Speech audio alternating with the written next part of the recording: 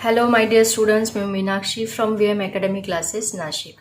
बच्चों, हम देख रहे हैं क्लास 11 का chapter 6 mechanical properties of solid और आज उसका लेक्चर नंबर 4 जिसमें हम देखने वाले हैं स्ट्रेन कर्व। लेकिन मैं इसके पहले आपको बता दूं, इसके पहले के जो लेक्चर्स है वो ज़रूर देखें क्योंकि ये टॉपिक एक दूसरे के ऊपर बहुत ज़्यादा डिपेंड है।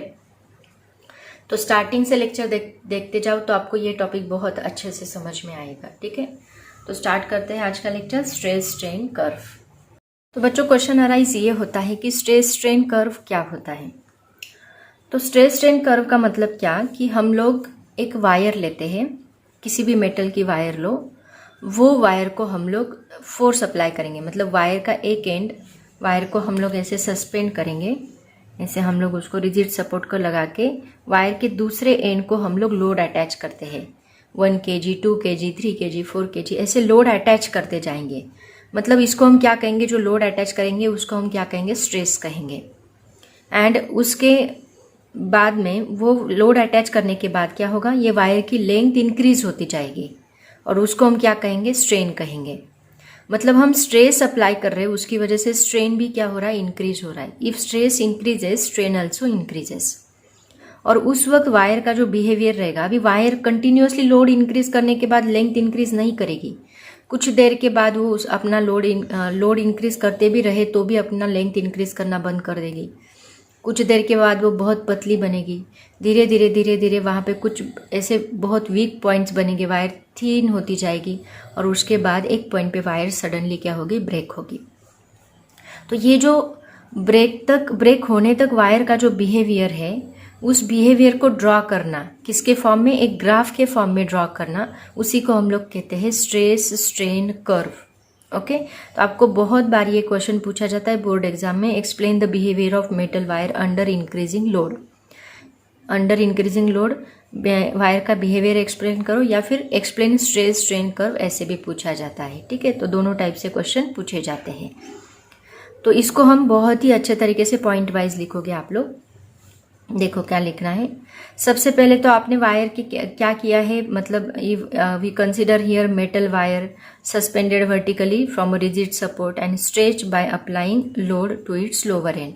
The load is gradually increase in small steps until the wire breaks, okay, and the elongation produced in the wire is measured during each step। ऐसे आप लोग इसको एक्सप्लेन करोगे और उसी को कहा जाता है स्ट्रेस स्ट्रेन। तो स्ट्रेस को हम लोग कहाँ लिखेंगे, on Y axis, and strain को हम अप्लाई करेंगे ऑन एक्स एक्सिस।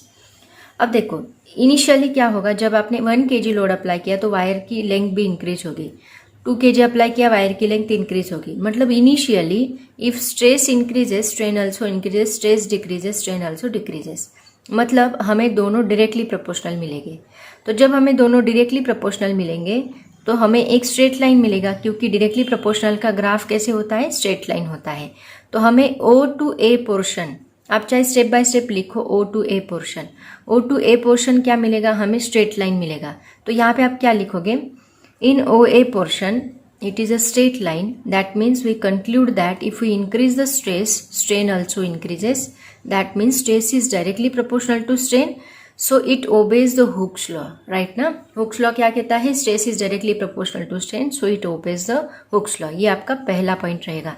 चाहे तो आप मैं जो बोल रही हूँ उसको नोट डाउन करते चलो। क्या लिखोगे, इन OA portion when stress increases strain also increases, that means stress is directly proportional to strain, it obeys the Hooke's law। ठीक है, और इसी को कहा जाता है प्रोपोर्शनल लिमिट। इसको क्या कहा जाता है, यहाँ तक देखो स्ट्रेट लाइन मिल रही है, बट आगे तो ग्राफ कैसे भी कर्व में है, तो इसी को कहा जाता है प्रोपोर्शनल लिमिट। उसके बाद क्या होगा, देखो उसके बाद आप चाहे लोड इंक्रीज करते रहो, लेकिन वायर है ना, स्ट्रेस इंक्रीज किया तो भी स्ट्रेन, मान लो यहाँ पे अभी देखो स्ट्रेस इंक्रीज नहीं हो रहा है, थोड़ा हमने स्टॉप कर दिया, तो फिर भी वायर ऐसे उसका स्ट्रेन इंक्रीज करेगी एक पर्टिकुलर पॉइंट तक, राइट ना। That means if we increase the stress but strain is not increased, यहाँ पे stress is directly proportional to strain नहीं आएगा। कहाँ से, A to C तक देखो stress is not directly proportional to strain. उसके बाद वायर क्या होगी, ऐसे फ्लो होती जाएगी। ओके, मतलब यील्ड यहाँ से बी पॉइंट के बाद वायर का आप स्ट्रेस इंक्रीज भी करें तो भी स्ट्रेन इंक्रीज नहीं हो रहा है, तो उसको क्या कहा जाता है, this is called as yield point. ठीक है, मतलब stress increases but strain is not increases, then it is called as yield point. अब हम क्या करेंगे, सी पॉइंट से वापस वायर कहाँ आ गई, जीरो पे आ गई। सी पॉइंट से अगर मान लो सब लोड वायर का आपने रिमूव किया, रिमूव करने के बाद क्या होगा, वायर का जो लेंथ है वो एज इट इज रहेगा। मान लो वायर ऐसी खींची गई, बहुत खींच, इनिशियली क्या हो रहा था, हम लोड निकाल रहे थे, वायर भी उसकी ओरिजिनल पोजीशन पे जा रही थी। हम लोड निकाल रहे थे, वायर उसकी ओरिजिनल पोजीशन पे जा रही थी। अब क्या होगा, आपने लोड निकाला भी, फिर भी वायर की लेंथ इतनी की इतनी रहेगी, मतलब इलॉन्गेशन हुआ तो इलॉन्ग ही रहेगी, वो खुद की लेंथ को डिक्रीज करेगी ही नहीं। तो इसको कहा जाता है परमानेंट इलॉन्गेशन, और उसी को परमानेंट सेट कहा जाता है। That means if we remove all the load from the wire, then strain is not increases, wire elongation of wire is permanent. Okay, then it is called as permanent set. कहाँ से, ये point पे देखो, ये नई straight line मिलती है। अभी हमने क्या किया, पूरा लोड रिमूव किया, अब वापस आप लोग वायर को लोड अप्लाई कर रहे हैं। लोड अप्लाई करने के बाद वही पाथ रिट्रेस होता है, मतलब वायर अगेन स्ट्रेस इंक्रीज करती है, स्ट्रेन इंक्रीज करती है, दोनों भी वायर के इंक्रीज होते हैं, उसकी वजह से हमें स्ट्रेट लाइन मिलती है। आया समझ में, देखो इनिशियली हमने स्ट्रेस इंक्रीज किया, स्ट्रेन इंक्रीज हुआ, तो डायरेक्टली प्रोपोर्शनल थे। उसके बाद आपने लोड अप्लाई भी किया तो भी वायर का स्ट्रेन इंक्रीज हो रहा है। आपने लोड अप्लाई भी नहीं किया फिर भी वायर का स्ट्रेस इंक्रीज होता है। मतलब यहाँ आप क्या लिखो, यहाँ पे लिखो stress is directly proportional to strain, यहाँ पे लिखो in portion B to C stress is not directly proportional to strain. That means if we increase the load, if we do not apply the load, wire strain is increases continuously. That means stress is not directly proportional to strain. That's why we get the curve portion here. And if we remove all the load, इसी portion में क्या लिखोगे, if we remove all the load, then permanent elongation occurs in the wire called as permanent set. Okay. Again we loaded the wire. यहाँ से वापस आप wire को load करो, again we loaded the wire, again stress is directly proportional to strain, then one new straight line is observe, that is called as EC. Okay, that means again stress is directly proportional to strain, it obeys Hooke's law. उसके बाद देखो क्या होगा, अगर आपने wire को load apply करना बंद भी किया फिर भी वायर अपना स्ट्रेन इंक्रीज करते ही जाती है, मतलब वो ऐसे नीचे नीचे जा रही है। मतलब आपने लोड भी नहीं अप्लाई किया फिर भी वायर अपनी लेंथ इंक्रीज ही कर रही है। देखो ऐसे वायर कंटिन्यूसली लोड इंक्रीज करती जाती है और उसके बाद वो थीन होती जाती है, और कहीं पे ऐसे बहुत वीक पॉइंट्स ऑब्जर्व होते हैं, और एक पर्टिकुलर पॉइंट पे वायर क्या होती है, फ्रैक्चर होती है, ब्रेक होती है। उस पॉइंट को हम लोग क्या बोलते हैं, फ्रैक्चर पॉइंट।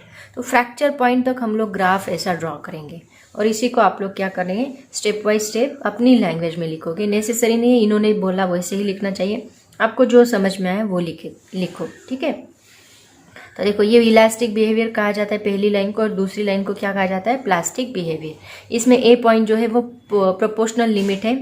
यहाँ पे आप लिखोगे stress is directly proportional to strain, जो मैंने बताया इट ओबेज हुक्स लॉ वगैरह वगैरह। उसके बाद A to C, वायर का stress is not directly proportional to strain, that means it does not obey Hooke's law, and permanent stress occur in a wire, permanent strain occur in a wire. If you remove all the load, then permanent elongation occurs in the wire called as elastic limit, called as permanent set. B point को elastic limit कहा जाता है। इसके बाद wire अपना strain and stress directly proportional. Yield point किसको कहोगे, after this point wire stress is not directly proportional to strain, that point is called as yield point कहोगे, या फिर उसको ही हम लोग बोलते हैं इलास्टिक लिमिट। इलास्टिक लिमिट की डेफिनेशन पता है ना, maximum stress up to which stress is directly proportional to strain, उसको इलास्टिक लिमिट कहा जाता है। उसके बाद after that if we stop the load, then wire becomes thin and thin, it increases its strain continuously without increasing load. Then wire becomes thin and some weak points are observed, and at particular weak point wire get fracture, wire get break, called as fracture point, which is D point. Okay, ऐसे step by step आप इसको explain करोगे। उसके बाद देखो बच्चों NCERT का एक क्वेश्चन आपको पूछा है। क्वेश्चन देखो क्या है, stress strain curve for two materials A and B are shown in the figure. The graphs are drawn to be the same scale. Which material has greater Young's modulus and which of the two is the stronger material? तो देखो अगर इस graph को observe करोगे तो यहाँ पे stress ज़्यादा है ना, और यहाँ पे स्ट्रेस कम है, ये स्ट्रेस है। यहाँ पे ग्राफ ऊपर तक गया मतलब स्ट्रेस ज़्यादा है, यहाँ स्ट्रेस कम है। तो यंग्स मॉडुलस का फॉर्मूला क्या है? Stress upon strain. जिसका स्ट्रेस ज़्यादा रहेगा उसका यंग्स मॉडुलस ज़्यादा रहेगा। तो ए मटेरियल जो है इसका यंग्स मॉडुलस ज़्यादा है। पहला क्वेश्चन उन्होंने ये पूछा है। और सेकेंड क्वेश्चन पूछा है which of the two is the stronger material. तो जो मटेरियल ज्यादा लोड बेयर करेगा उसको हम स्ट्रॉन्गर मटेरियल कहेंगे। अभी ए देखो, इसका लोड स्ट्रेस ज्यादा है मतलब इसने ज्यादा लोड बेयर किया है ना, इसका मतलब ए क्या है? स्ट्रॉन्गर है। इसका ही यंग्स मॉडुलस ज्यादा है, क्यों? क्योंकि इसका स्ट्रेस ज्यादा है, और यंग्स मॉडुलस का फॉर्मूला होता है टेंसाइल स्ट्रेस या फिर longitudinal stress upon longitudinal strain. और स्ट्रेस ज्यादा तो यंग्स मॉडुलस ज्यादा, इसका स्ट्रेस ज्यादा है तो ये स्ट्रॉन्गर मटेरियल भी है, इसका यंग्स मॉडुलस भी ज्यादा है। ठीक है, इसमें सभी ऐसे थ्योरेटिकल पार्टी है, इसमें कोई ऐसा पर्टिकुलर डेरिवेशन वगैरह नहीं है, इजी टॉपिक है स्ट्रेस स्ट्रेन कर्व। उसके बाद कुछ केमिस्ट्री के भी डेफिनेशंस आपको पूछे हैं, क्योंकि जो मेटल हम लोग यूज करते हैं उसमें भी टाइप्स होते हैं, डक्टाइल मटेरियल, मैलिएबल मटेरियल। तो जैसे कि कॉपर होता है, एल्यूमिनियम होता है, रॉट होता है, आयरन होता है, have large plastic range of extension, they lengthen considerably and undergo plastic deformation till they break. They are called as ductile material, जैसे कि कॉपर है, aluminium. And metal such as gold, silver, जो ज़्यादा load bear मतलब ज़्यादा stretch नहीं होते, which can be hammered into thin sheets are called malleable. उनको हैमरिंग करके थीन शीट में कन्वर्ट किया जाता है, उनको मैलिएबल बोलते हैं। आपने शायद से केमिस्ट्री में ये स्टडी किया होगा। उसके बाद ब्रिटल सब्सटेंस क्या होते हैं? Substance which breaks within the elastic limit are called brittle substance, for example glass, ceramics. Okay, then next definition है इलास्टोमर की, a material that can be elastically stretch to a larger value of strain is called an elastomer. तो ये कुछ definition है, ये भी आप लोग करके रखो, इसमें पूछी जा सकती है। उसके बाद देखो नेक्स्ट पॉइंट हम लोग देखेंगे हिस्टेरिसिस लूप क्या होता है। देखो बच्चों, अभी मैंने आपको बताया कि स्ट्रेस हम इंक्रीज कर रहे हैं, स्ट्रेन भी क्या होता है? इंक्रीज होता है। तो यहाँ पे मान लो हमें इनिशियली जब हम स्ट्रेस इंक्रीज कर रहे थे उसके साथ स्ट्रेन भी इंक्रीज हो रहा था, हमें ये डायग्राम मिली थी, ये कर्व मिला था, राइट। उसके बाद क्या होगा, मान लो अभी हमने पूरा स्ट्रेस इंक्रीज करते गए, मतलब लोड अप्लाई किया 1 kg 2 kg up to 5 kg तक हमें ये कर्व मिला। फिर आपने क्या किया, 5 kg रिमूव करना स्टार्ट किया, 5 kg रिमूव किया, देन उसका लेंथ मेजर किया, देन 4 kg रिमूव किया, लेंथ मेजर किया, उस वक्त आपको ये कर्व मिला। इससे हमें क्या पता चलता है? देखो, इससे हमें ये पता चलता है the strain lags behind the stress. Strain क्या कर रहा है? लैग्स बिहाइंड द स्ट्रेस, मतलब स्ट्रेस आगे है लेकिन स्ट्रेन जो है वो पीछे है, राइट ना। स्ट्रेन लैग्स कर रहा है, and this lagging of strain behind the stress is called hysteresis loop. Elastic hysteresis बोला जाता है। मतलब जब आप उसको लोडिंग करते गए तब ये कर्व मिलेगा, लेकिन अनलोड करते वक्त आपको ये कर्व मिलेगा। दोनों का कर्व अलग अलग रहेगा, और उससे जो लूप फॉर्म होगा वो आपको, उसको आप क्या कहोगे? इलास्टिक हिस्टेरिसिस लूप कहोगे। तो ये भी आपको पूछा जाता है, ठीक है। तो इसका आंसर आप कैसे लिखोगे? In case of some material like vulcanised rubber, when the stress applied on a body decreases to 0, the strain does not return to 0 immediately. तुरंत 0 पे नहीं आता। The strain lags behind the stress. This lagging of strain behind the stress is called elastic hysteresis. और नीचे उन्होंने figure दिया है, ठीक है, उसको कहा जाता है hysteresis loop, increasing and decreasing load. Okay, तो बच्चों ये था अपना स्ट्रेस स्ट्रेन कर्व, बहुत ही छोटा टॉपिक था। उसके बाद अभी इस चैप्टर का लास्ट टॉपिक बचा है, that is the strain energy. तो वो टॉपिक हम लोग नेक्स्ट लेक्चर में देखेंगे। वो लास्ट टॉपिक बचा है। उसके बाद का जो टॉपिक है कोरोना की वजह से उन्होंने डिलीट किया है, तो वो मैं इस साल नहीं लेने वाली, बाद में पढ़ा दूंगी, अपलोड कर दूंगी, ठीक है। वैसे भी वो पूरा थ्योरेटिकल पार्ट है, पढ़ के भी आपको समझ में आ जाएगा, तो अभी इस साल में नहीं लेने वाली। तो बच्चों पढ़ाई करते रहो। Thank you so much and bye bye.